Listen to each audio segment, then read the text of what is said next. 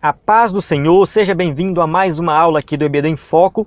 Meu nome é Herberson, vou ministrar aqui a lição 3 da revista CPAD do segundo trimestre do ano 2018. O título dessa lição, Ética Cristã e Direitos Humanos. Você que está acompanhando as aulas aí no YouTube, na plataforma ou na sua igreja, sabe que estamos estudando a revista que trata de ética cristã. São vários temas que vamos estudar esse trimestre, temas altamente relevantes para a igreja, para a sociedade, e que nós temos que aprender sobre esses temas. Na aula anterior nós estudamos sobre ideologia de gênero, que é algo que realmente nós temos que repudiar e combater. Diante do que a gente vê aí, nós temos que aprender sobre ideologia de gênero e combater. Já nessa aula, lição 3, ética cristã e direitos humanos, essa lição ela já vem trazer um tema que nós temos que abraçar, não combater. Ou seja, apesar de que hoje muita gente tem uma visão errada dos direitos humanos, quando fala de direitos humanos, as pessoas já começa a falar, isso é coisa de bandido, é coisa de vagabundo, é coisa de quem não presta, é o cara dos direitos humanos, aquilo ali não sabe de nada, só defende o bandido. Então a gente vê que os direitos humanos se tornaram algo ruim. Quando fala de direitos humanos, as pessoas veem já com maus olhos, e não deve ser assim. A ideia dessa aula aqui é que nós possamos entender o que realmente são os direitos humanos, que direitos são esses. Será que a Bíblia fala, adiantando aí, fala assim dos direitos humanos? Quem criou os direitos humanos não foi o homem, foi o próprio Deus. E direitos humanos está diretamente relacionado ao amor ao próximo. O que a gente observa é que no mundo aí fora, quando uma pessoa não concorda com a mesma ideia que a outra, a pessoa, quem sabe, até mesmo cometeu um crime, cometeu alguma coisa errada, então, que se dane, que se lasque, desce o cacete, pode matar, enfim, geralmente é isso que a gente escuta por aí. No entanto, não foi bem isso que Jesus ensinou. Então, existe algo que a Bíblia ensina, que só o fato da pessoa ser um ser humano, ela já merece respeito, ela tem os seus direitos.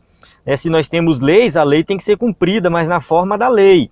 Alguns direitos dessa pessoa vão ser privados devido ao crime que ela cometeu, mas não pode ter abuso, não pode ter aí uma aplicação da lei da forma errada em cima da pessoa, Então acaba nem sendo a lei aplicada, Enfim, acaba tendo alguns abusos em cima da pessoa, do ser humano em si, e aí o cristão ele tem que se comportar diferente do mundo. Nós temos que fazer a diferença aí também. Enquanto o mundo vai desprezar, o que Jesus fala é o contrário, é que nós temos que amar até mesmo os nossos inimigos.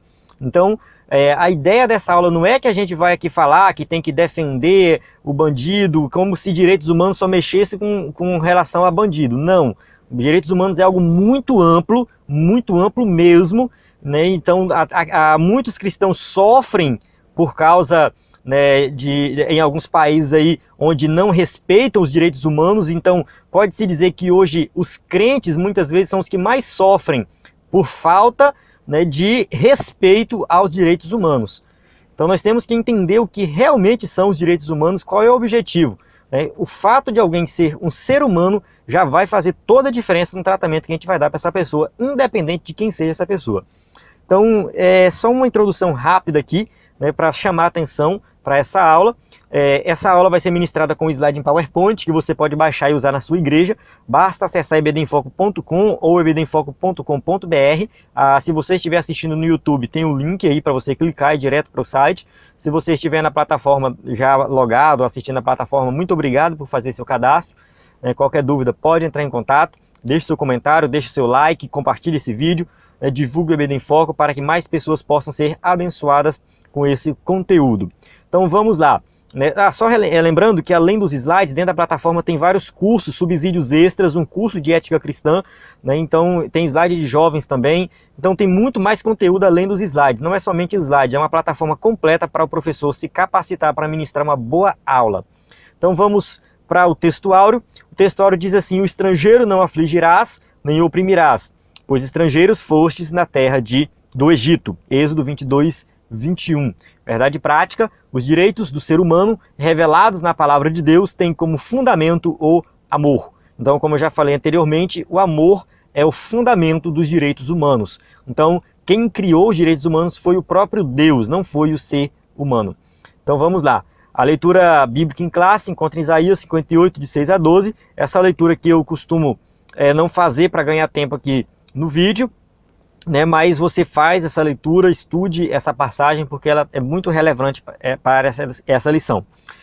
Vamos lá, a introdução diz o seguinte: grande parte da história da humanidade demonstra que os direitos foram prerrogativas de uma minoria privilegiada. Ou seja, parece que somente uma minoria, uma pouca quantidade de pessoas que realmente tiveram privilégios, né, que realmente tiveram os direitos. A maioria das pessoas parece que foram menosprezadas e humilhadas, né, de forma desumana. Em tempos modernos foi que surgiu o conceito de direitos humanos. Então, esse conceito de direitos humanos, de organizar, de colocar ali tudo, alguns artigos defendendo os direitos humanos, surgiu há poucos anos atrás, né? Poucos anos que eu falo assim, há cerca de 250, 300 anos atrás. Então, por aí, né? Nessa faixa aí. E aí nós vamos estudar também como que chegou no Brasil e tudo mais. Aqui no caso, né?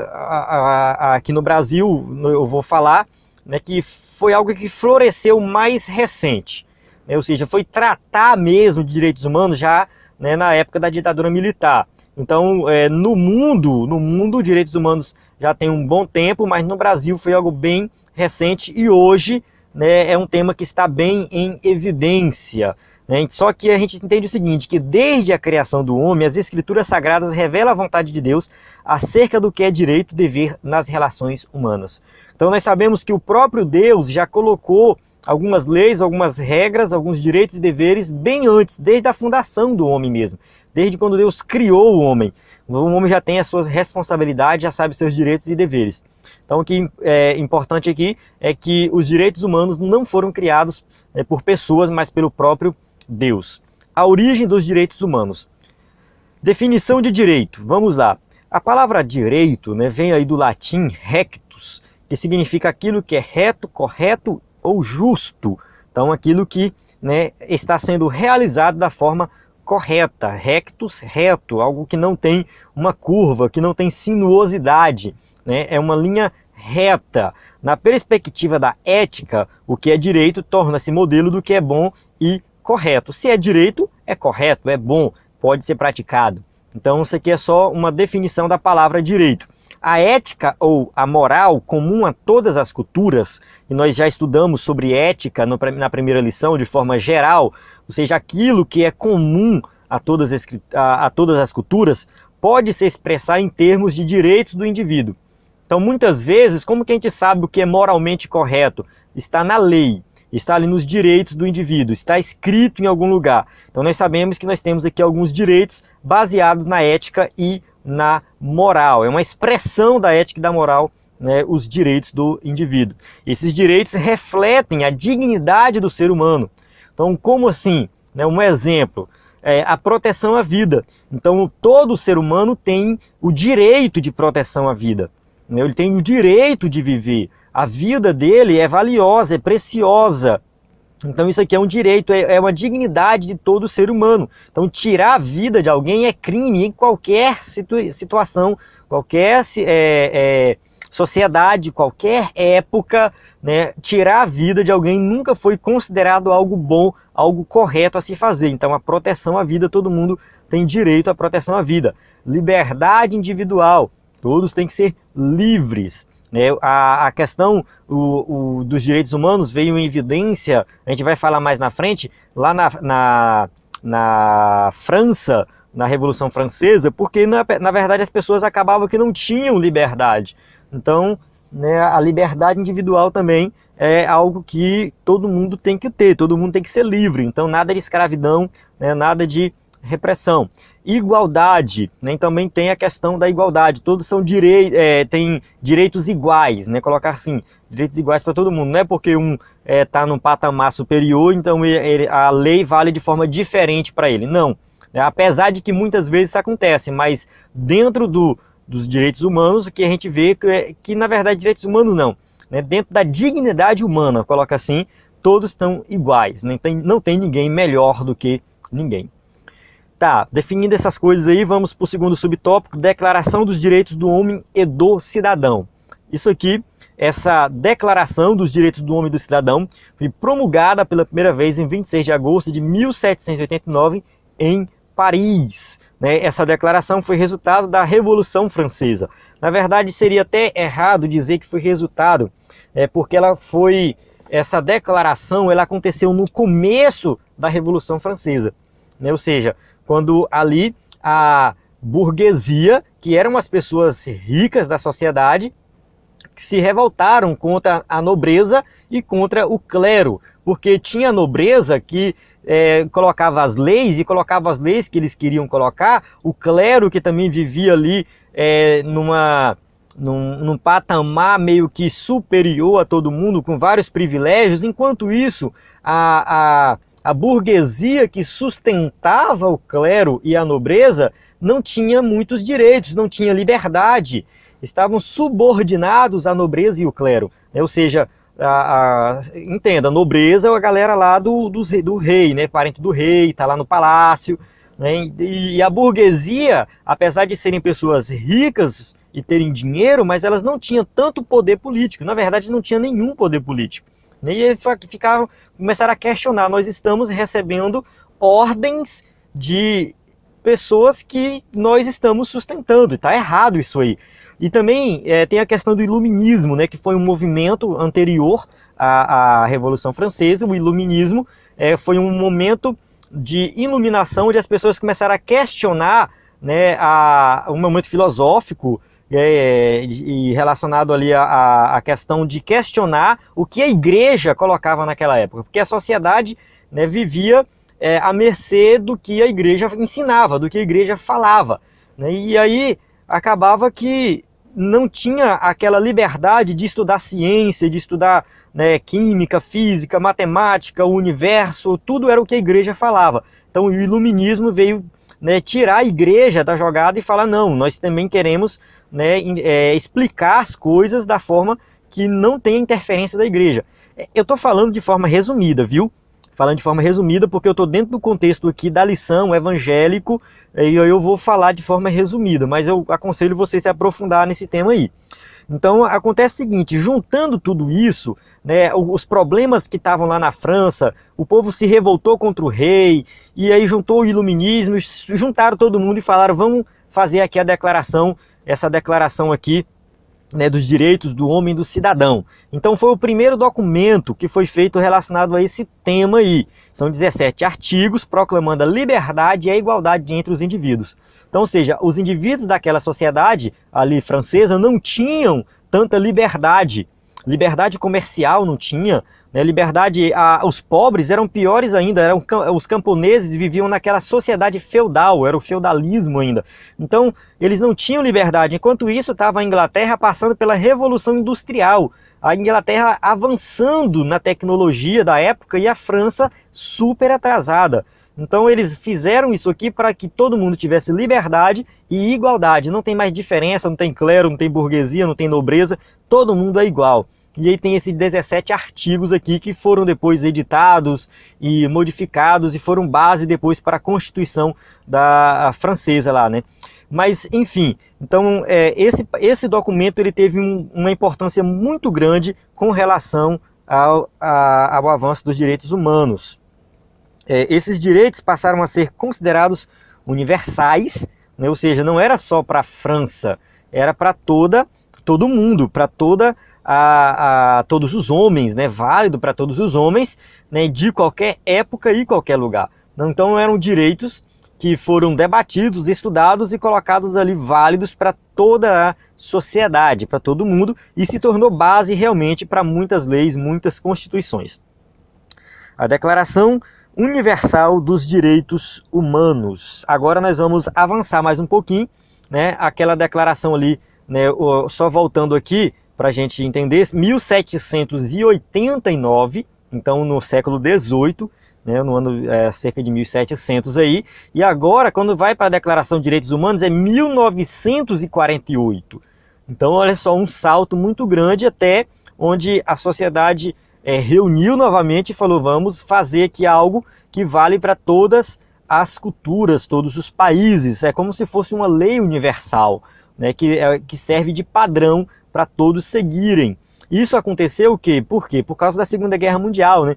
Depois da Segunda Guerra Mundial, a ONU resolveu reunir e fazer essa declaração dos direitos humanos, né? Porque na Segunda Guerra Mundial teve muita dor, muito sofrimento, muita coisa ruim, e aí eles resolveram fazer aí o que escreveram, né, os 30 artigos que reconhecem os direitos fundamentais e universais do ser humano.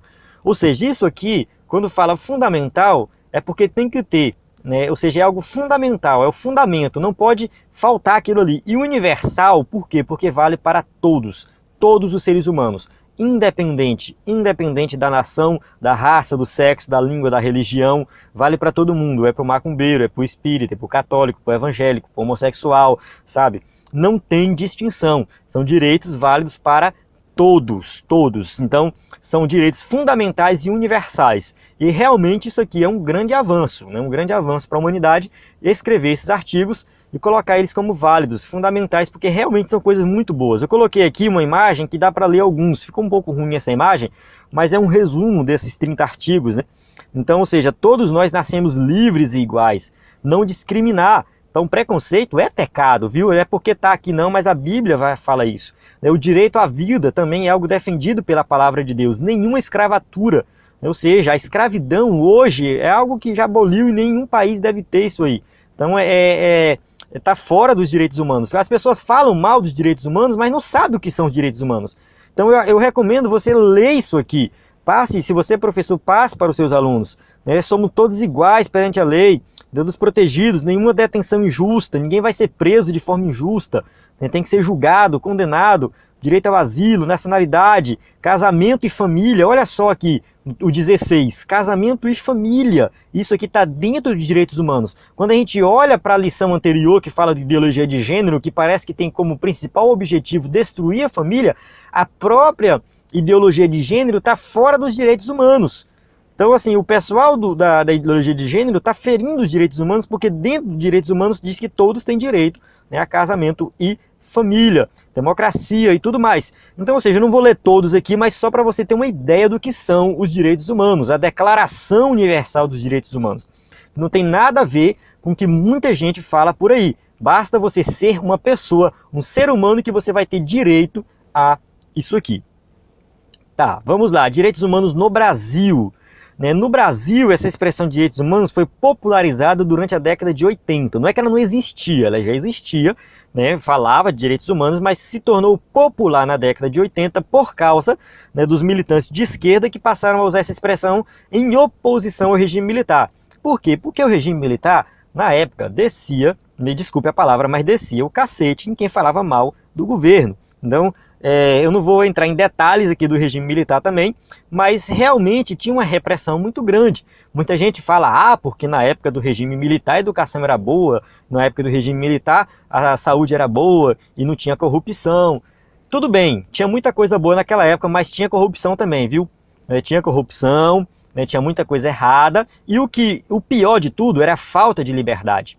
Porque não adianta você viver em um país desenvolvido, que traz tudo de bom, e não ter liberdade. Você não pode falar o que quiser. Então, quando você tira a liberdade do ser humano, você joga por terra aquilo de mais essencial na vida do ser humano, que é a liberdade. Então, o problema do regime militar foi que tirou a liberdade das pessoas, e aí, né, já sabe, né, que quando o povo se revolta não tem, né, como voltar atrás. Foi o que aconteceu lá na França, na Revolução Francesa, e também quando foi aqui no regime militar, que os direitos humanos realmente, né, se popularizou nessa época.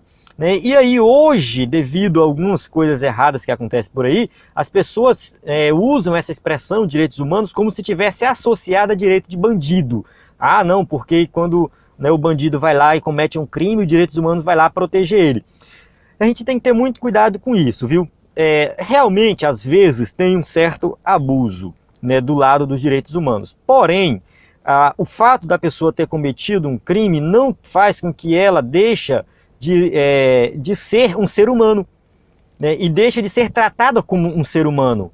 Né? Se nós temos leis para punir, aí ele vai cumprir, nós vamos colocar a lei vai cumprir, ele vai ser preso, ele vai passar ali, pagar pelo que ele fez, né? E por exemplo, o direito de liberdade dele vai deixar de existir, né?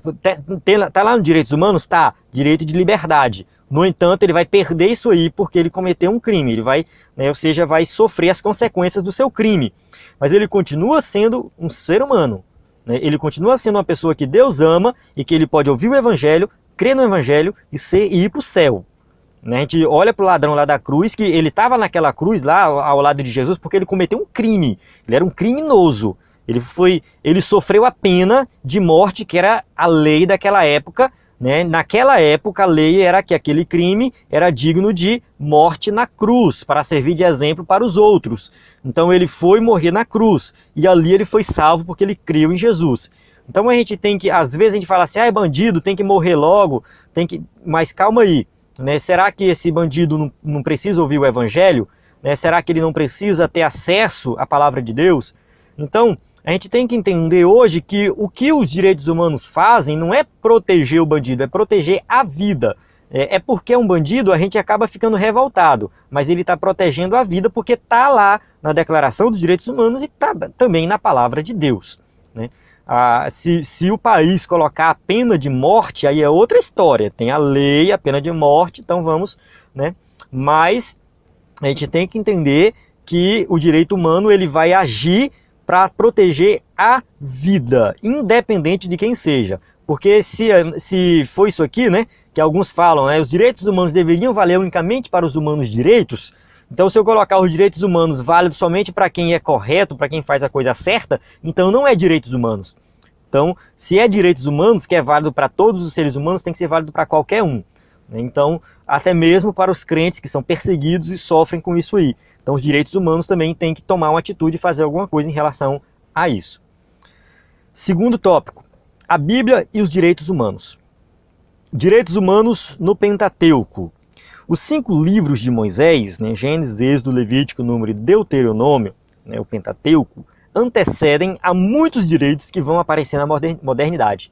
Então, o que eu já falei desde o começo, muita coisa que aparece nos dias de hoje, nessas declarações de direitos humanos, muita coisa já foi indicado, já foi falado por Deus. Ou seja, já é o código divino de Deus para a humanidade, né? E aí, a gente lê aqui Deuteronômio 6:1, como exemplo. Estes, pois, são os fundamentos, os estatutos e os juízos que mandou o Senhor vosso Deus, para ensinar-vos para que os cumprisseis na terra que passais a possuir. Então, ou seja, o Pentateuco, que serviu de fundamento para o povo de Israel, já tinha ali muita coisa, muito conteúdo que, né, a modernidade depois se apoderou, se apossou deles, mas já foi dado por Deus anteriormente.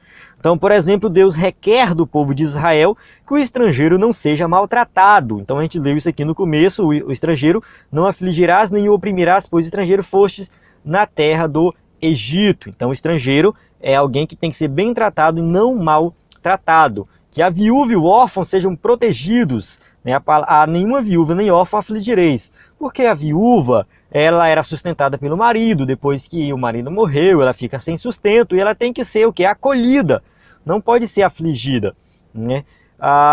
Que o pobre não seja explorado, então se tomares em penhor a roupa do teu próximo, lhe restituirás antes do pôr do sol, Êxodo 22:26, ou seja, pegou alguma coisa como penhor, como garantia, devolva antes do pôr do sol.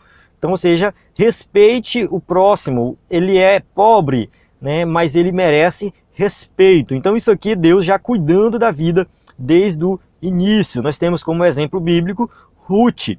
Ruth, né, veio com Noemi de um outro país, né, ou seja, era uma estrangeira ali de Moabe, uma estrangeira, uma moabita, né, era pobre. Então Ruth, por exemplo, ela ia para o campo colher trigo, mas não era algo que no plantio, algo que ela plantou.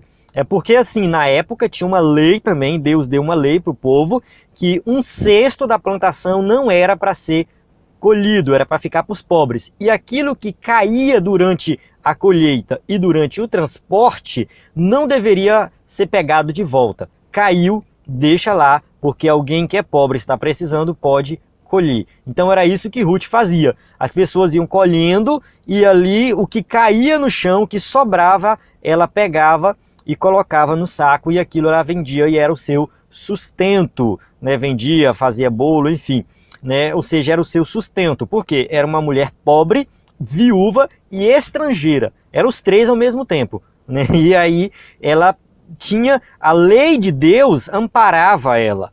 Então a gente observa que Deus já coloca aqui os direitos humanos.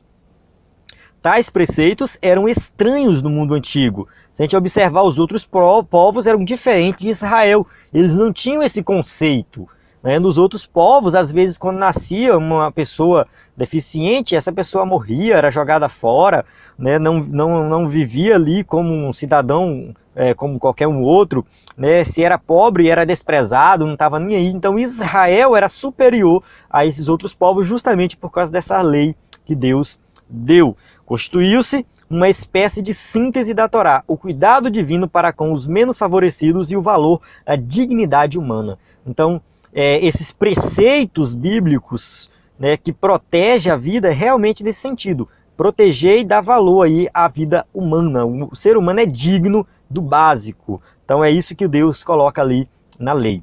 Direitos humanos nos evangelhos. A mensagem de Cristo presente nos evangelhos resume-se na prática do amor de Deus e ao próximo. Então a gente observa o seguinte, que Cristo ele ensinou o amor. Amarás o Senhor teu Deus de todo o teu coração, de toda a tua alma e de todo o teu pensamento. Este é o primeiro grande mandamento. E o segundo, semelhante a este, é amarás o teu próximo como a ti mesmo. Mateus 22, 37 a 39. Então a gente observa que Jesus fala do amor a Deus acima de todas as coisas e do amor ao próximo. Durante o seu ministério, Jesus quebrou vários paradigmas da cultura dominante. O que Jesus fez, por exemplo? Ele curou no sábado, né? Quando ele cura no sábado, ele colocou a dignidade humana acima do legalismo. Ele curou um homem que tinha uma das mãos ressequida, mirrada, né?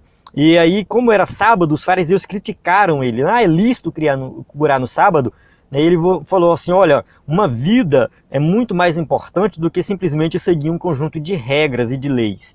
Então ele colocou a dignidade humana acima do legalismo. Ao conversar com a samaritana, Jesus se opôs ao preconceito étnico, ou seja, era de uma outra região, de Samaria, era desprezado. O povo de Israel não conversava com os samaritanos, mas está lá Jesus conversando com o samaritano. Olha o que a mulher fala, uma samaritana. Como sendo tu judeu, me pedes de beber a mim, que sou mulher samaritana? Porque os judeus não se comunicam com os samaritanos. Então Jesus quebra mais um paradigma que ele mostra que não tem que ter preconceito porque é de uma raça diferente, porque tem a cor da pele diferente, porque é de uma região diferente.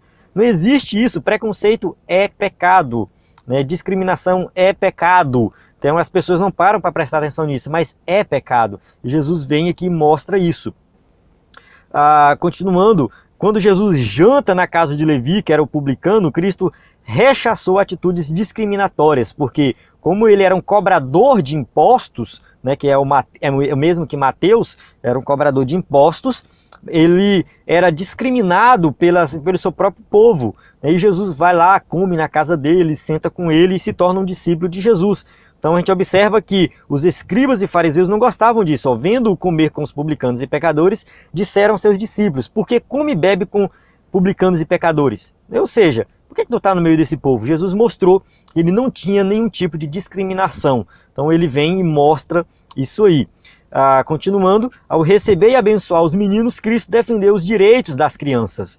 Então as crianças ali com Jesus eles tinham, né, os seus direitos, né? Jesus mostrou que as crianças tinham direitos, né? Mas Jesus chamando-o para si disse, deixai vir a mim os meninos e não impeçais, porque dos tais é o reino de Deus. Ou seja, o reino de Deus é deles, viu? Não de vocês, é deles, pertence a eles. Então Jesus coloca, né? Hoje tem o estatuto da criança e do adolescente, né? Jesus já tinha feito isso aqui há muito tempo atrás. Antes da humanidade resolver se preocupar com isso, Jesus já era preocupado. Então assim a palavra de Deus mostra que a fé cristã não está dissociada das necessidades humanas. Então, ou seja, a palavra de Deus está aí né, vinculado de forma direta às necessidades básicas do ser humano. Tem essa pirâmide aqui que é muito conhecida: necessidades fisiológicas, segurança, amor, relacionamento, estima e realização pessoal. Então, se a gente for observar e analisar isso aqui, tudo a gente vai encontrar na palavra de Deus. Já tem base bíblica para tudo isso. 2.3, direitos humanos em Paulo. Então vamos ver o que o apóstolo Paulo fala dos direitos humanos. Em suas cartas, o apóstolo dos gentios reconhece o direito de igualdade entre as raças, as classes sociais e o gênero. Ele fala o quê? Nisto não há judeu nem grego, não há servo nem livre, não há macho nem fêmea, porque todos vós sois um em Cristo Jesus. Gálatas 3:28. Então o apóstolo Paulo coloca assim: olha, não importa se é negro, se é branco, se é amarelo, se é índio, se é chinês, japonês, não importa. Está todo mundo num povo só. Está em Cristo, está todo mundo igual. Ah, porque um é rico, um é empresário, o outro é pobre, trabalha de empregado, não importa. Em Cristo é todo mundo igual. Ah, porque é homem, é mulher, não importa. Não é ideologia de gênero. Não é porque o homem quer ser mulher, a mulher quer ser homem, os dois são iguais. Não, cada um tem o seu papel, mas um não é melhor do que o outro. Ou seja, todo mundo aqui em Cristo nós somos um apenas. Então aqui o apóstolo Paulo coloca o direito de igualdade. O apóstolo Paulo também legitimou o uso dos direitos civis ao ser preso. Ele falou: não, olha, eu sou cidadão romano. Como é que vocês vão me bater assim sem eu ser julgado?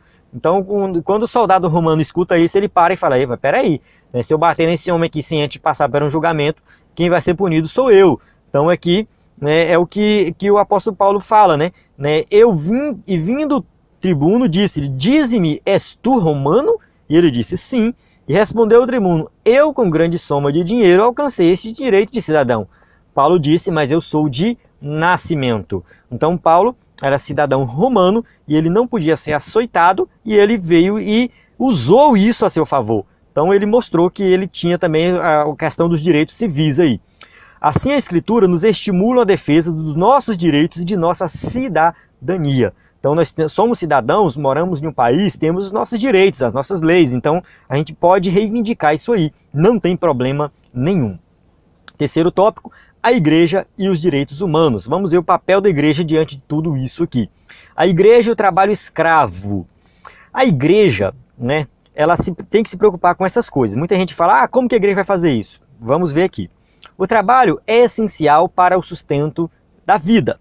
Então aqui tem trabalho de um lado, vida do outro, e são coisas que tem que equilibrar, tem que ter um equilíbrio. Desde a criação, o trabalho está presente na história da raça humana. Então Adão e Eva, eles não ficavam ali no Jardim do Éden com a cara para cima. Eles trabalhavam, eles exerciam ali um trabalho que Deus pediu. Eles tinham que cuidar do jardim. Adão teve que dar nome para os animais. Então eles trabalhavam ali no jardim. E tomou o Senhor Deus o homem e o pôs no Jardim do Éden para o lavrar e o guardar. Gênesis 2:15. Então a gente observa aqui que ele tinha trabalho. Então Adão e Eva trabalharam no Jardim do Éden, e o trabalho é bênção de Deus, foi Deus que instituiu o trabalho. Sustentar a si mesmo e a família por meio do trabalho é uma dádiva divina e significa e dignifica o ser humano. Ou seja, o ser humano ele tem que trabalhar, é digno do seu trabalho, do seu salário, e ali ele sustenta a sua família, e é algo bonito, e é algo que tem que acontecer. O ser humano tem que trabalhar. E também que todo homem coma e beba e goze do bem de todo o seu trabalho. Isto é um dom de Deus, Eclesiastes 3:13. Então desfrutar do trabalho, do resultado do trabalho, do seu salário ali para sustentar a família, para viajar, para curtir, para ajudar na obra de Deus, tudo isso é algo que é digno de ser feito, ou seja, é algo bom, e Deus fala isso na sua palavra. No entanto, quando a carga horária é exaustiva, os salários são baixos e as condições de trabalho são degradantes, acontece que isso chama-se escravidão. Torna uma escravidão porque a situação não é uma situação digna de um trabalhador verdadeiro. Então a gente observa o seguinte, que existem por aí muitas situações de trabalho escravo.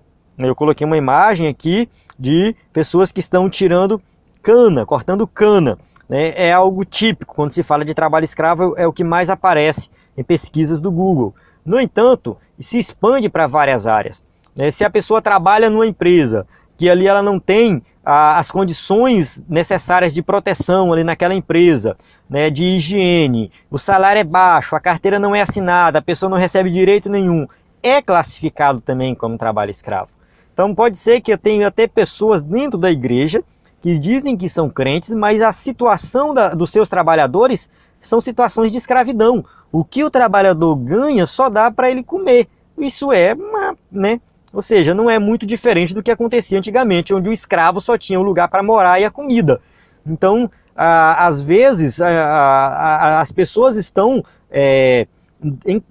enquadradas dentro da situação de trabalho escravo e, às vezes, eu não vou dizer que ela não sabe disso, porque ninguém é besta hoje em dia, né? Todo mundo sabe como que as coisas têm que acontecer, né? Mas ela pode até achar que não chega a ser classificado como trabalho escravo, mas é, né? Ou seja, o trabalho escravo não é só o cortador de cana lá não, né? Qualquer empresa que está dentro disso aqui, né, colocando o trabalhador para trabalhar acima do normal, não paga hora extra, né, o salário é baixo, não assina carteira, não dá direito nenhum, já é classificado como trabalho escravo, e a igreja tem que se preocupar com isso aqui, né? A igreja não pode ficar insensível diante do trabalho escravo. A gente não pode tampar os olhos, os ouvidos, a boca, né, e não fazer de conta que não estamos vendo nada. A palavra de Deus condena a exploração e a injustiça praticada contra os trabalhadores, né? Ou seja, quando a gente lê aqui em Tiago 5, de 4 a 6, ele vai falar isso aqui, ó. Vejam o salário dos trabalhadores que ceifaram seus campos e que por vocês foi retido com fraude, está clamando contra vocês. O lamento dos ceifeiros chegou aos ouvidos do Senhor dos Exércitos. Vocês viveram luxuosamente na terra, desfrutando prazeres e fartaram-se de comida em dia de abate. Vocês têm condenado e matado o justo, sem que ele ofereça resistência. Então, ou seja, é um alerta aqui da palavra de Deus para quem explora o trabalhador. Está ganhando dinheiro, está desfrutando do dinheiro que está surgindo do trabalho escravo, né? E essa pessoa pode ter certeza que ela vai ser cobrada por Deus no dia do juízo final. Tá? O que a igreja pode fazer por isso aqui? Né? Ou seja, a gente não vai também sair por aí, né, fazendo o trabalho de investigador para saber quem está fazendo trabalho escravo, mas caso saiba de alguma coisa, pode fazer uma denúncia anônima e ajudar, orar por essas pessoas, é o que a gente também pode fazer, né? Ou seja, vale ressaltar que na época da abolição da escravidão na Inglaterra, que depois foi para os Estados Unidos e se espalhou para o mundo inteiro, né, lá teve influência da igreja. A igreja influenciou na abolição da escravidão na Inglaterra e depois no mundo inteiro. Então vale ressaltar que a igreja pode sim fazer alguma coisa em relação a isso. 3.2, a igreja e os prisioneiros. Em 2014, o Conselho Nacional de Justiça do Brasil divulgou que a nossa população carcerária, né, era de 726.712 presos. Acontece o seguinte, esses dados aqui do slide não é de 2004, 2017, viu? 2004 foi o dado que o escritor da revista colocou na revista, né, e eu esqueci de modificar o ano aqui, porque ele deu um dado de 2014, mas eu coloquei o dado de 2017, que é mais atual, melhor, né? Algo mais atual. Então, em 2017, não em 2014, 2017, 726 mil presos. É muita gente presa, a terceira maior do mundo, né? Então, isso é um problema. E outro problema é que temos 240 mil acima da capacidade. Então, isso é sério, né? Ou seja, como é que o preso vai voltar para a sociedade como uma pessoa de bem, numa situação precária como essa? Como é que ele vai ser restituído agora, né, reeducado, vivendo numa situação precária, onde tem 240 mil presos além da capacidade? Então, os presídios públicos também não oferecem as condições mínimas de dignidade humana, higiene e salubridade. A gente tem que entender, tem gente que fala assim, que se dane, é preso, tem que sofrer mesmo, tem que ficar na cadeia lotada, na superlotação. Só que ele tem que entender o seguinte, que esse preso que vai para lá e passa 2, 3 anos lá, ele vai ser solto, entende? né? É muito difícil alguém ficar preso aqui no Brasil por mais de 10 anos em regime fechado, é muito difícil. Geralmente com 5, 6 anos ele já fica em regime semiaberto. Então ele volta para a sociedade. E se a cadeia não tiver umas condições mínimas para reeducar esse preso, ele vai te roubar de novo. Então não fique feliz que o preso está sofrendo na cadeia, não. Você tem que se preocupar com isso, isso é uma preocupação.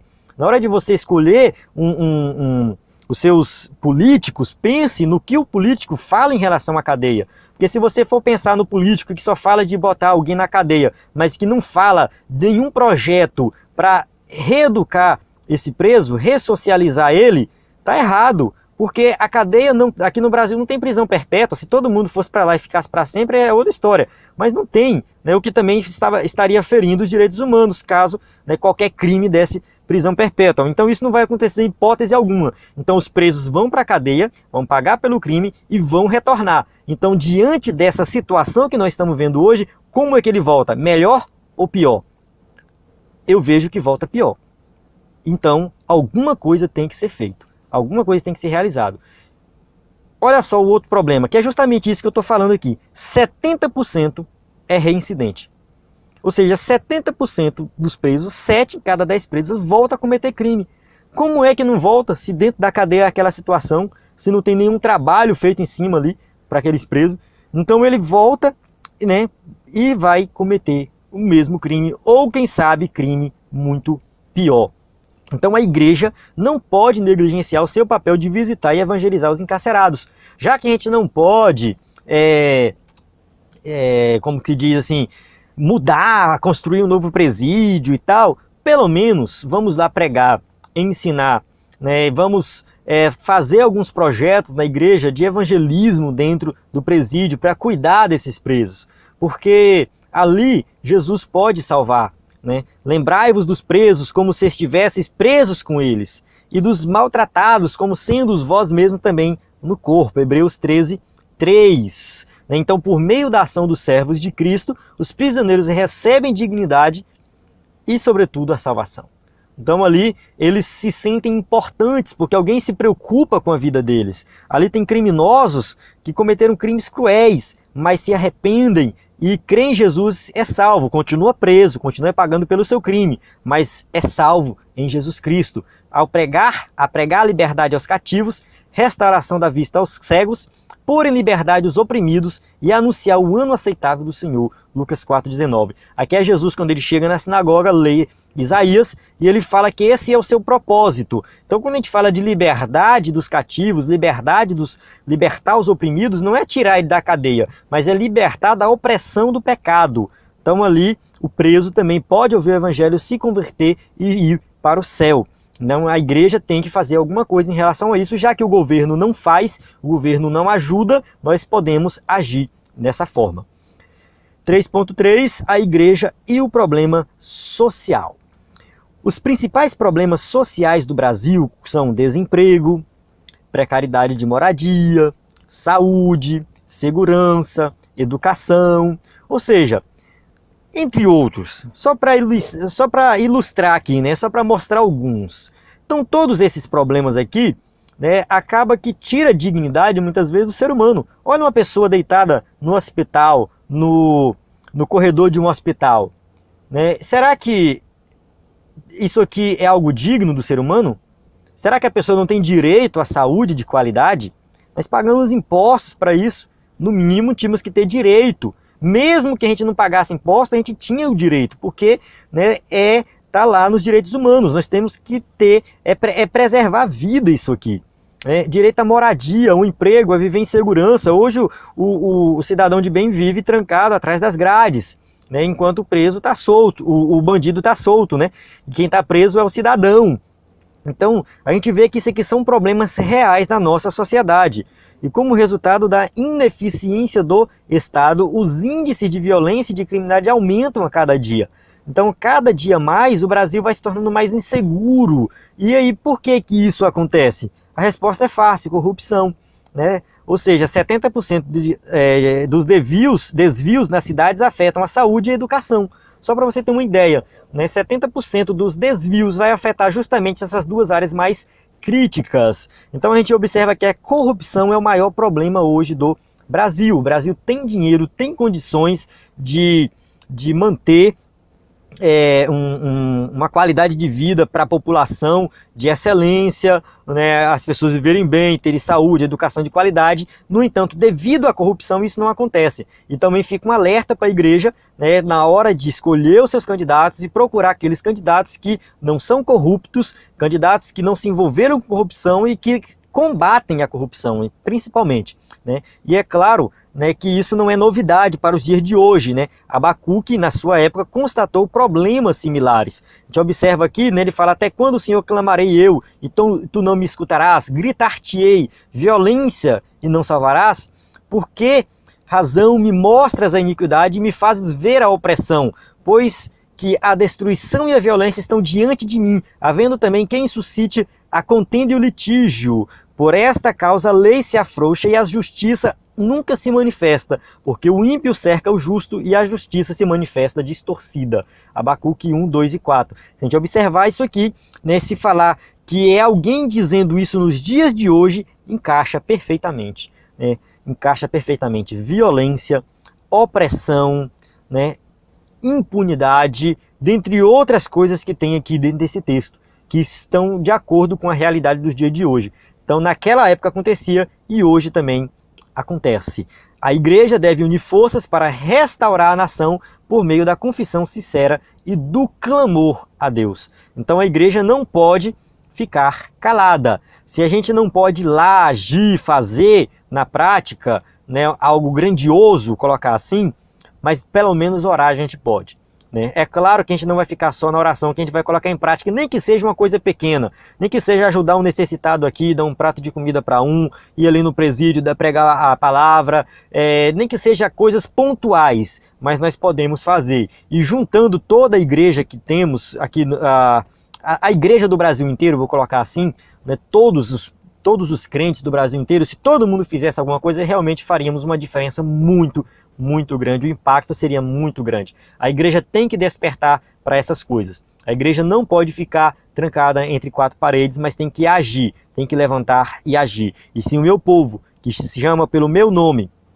se humilhar e orar e buscar a minha face e se converter dos seus maus caminhos, então eu ouvirei dos céus e perdoarei os seus pecados e sararei a sua terra. 2 Crônicas 7, 14. Ou seja, nós sabemos que esse mundo vai de mal a pior, que a tendência é piorar porque estamos no fim dos tempos. No entanto, se nós clamarmos a Deus, Deus pode agir, né, e amenizar a situação. Nós sabemos que estamos passando por um problema difícil no nosso país, uma situação de instabilidade política, crise econômica, crise social, crise de todo tipo, né? Mas nós podemos clamar, nos humilhar e buscar a face do Senhor. E Deus com certeza vai entrar com providência na nossa vida. Amém? Conclusão, né, aqui é só uma explicação aqui dessa conclusão. Se você baixou o slide na segunda e na terça-feira, pode ser que a sua conclusão esteja errada. Então baixe de novo, né, porque eu tinha deixado a conclusão do trimestre anterior, né, e eu atualizei. Então vamos lá, a conclusão diz o seguinte: nenhum outro livro tem enaltecido tanto a dignidade humana como o faz a Bíblia Sagrada. As Escrituras revelam o amor de Deus sem acepção de pessoas. Então Deus fala o seguinte: ame o próximo, independente de quem seja. Não tem acepção de pessoas. É negro, é branco, é índio, é de outro país, não importa. É homossexual, tenho que amar também. Não importa a opção sexual da pessoa, o partido político que ela pertence, não importa, eu tenho que amar, é um ser humano. Isso faz parte dos direitos humanos, colocar assim, né, colocando melhor. Faz parte dos direitos humanos, né, que não somente está na Bíblia, mas também na nossa Constituição. A igreja é advertida em perseverar na prática do bem ao próximo, né? E os que ficam impassíveis diante da violação dos direitos humanos são considerados pecadores. Ou seja, não é só você praticar o que é errado. Não, se você concordar com o que é errado, você também está errando. Ou seja, você não pode ser passivo, você tem que ser ativo, fazer o que é certo, né? E discordar e criticar o que é errado, combater o que é errado. A gente tem que combater o que é errado. Se a gente concordar com o que é errado, a gente está sendo errado do mesmo jeito. Entendeu? Eu acredito que isso é um dos grandes problemas de hoje em dia, né, que as pessoas falam, não faço, mas eu concordo com quem faz. Está errado do mesmo jeito. Amém? Eu encerro aqui a aula. Espero que você tenha aprendido essa palavra, que você coloque em prática isso aqui, que você ensine na sua classe, caso você seja professor da Escola Bíblica Dominical, né? Entra aí no EBD em Foco, baixa o slide, você pode colocar aqui as perguntas na sua classe com animações para os seus alunos responderem. O EBD em Foco também tem cursos de capacitação que você pode se capacitar melhor para ser um professor de excelência, né? E, enfim, acesse ebdenfoco.com.br, divulgue para seus amigos, baixe o slide, use na sua igreja e faça a diferença. A paz do Senhor, até a próxima aula.